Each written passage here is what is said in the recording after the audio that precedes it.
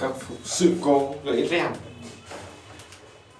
Anh em thợ thuyền làm bỏ chạy, mình lại đến mình sửa lại. Chán nhỉ? Bảo người ta bán cho cái cút gen 120 em nhé. 120.000 ạ? Hả? Hay là 20 phân? Không chứ. Cút gen 20 phân hay là 120.000? Bảo là bán cho cái cút gen 120 là được, là người ta đưa cho. Cứ bảo bán cho cái cút gen 120 là được.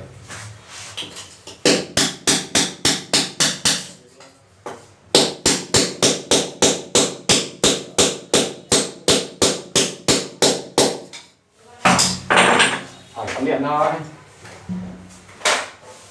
Mà anh muốn ta xử lý đi vào người tiếp. Không được. Quá khó.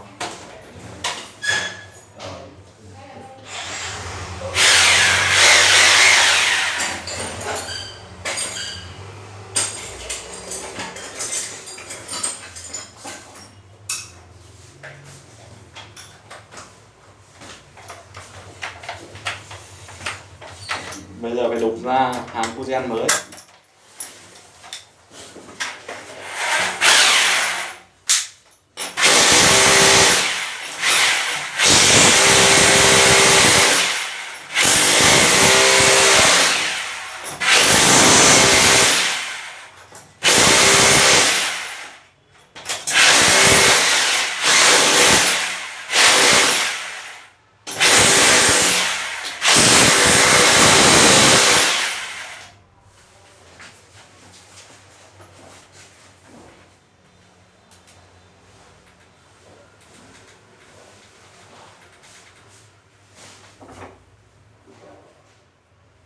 Đi xuống dưới.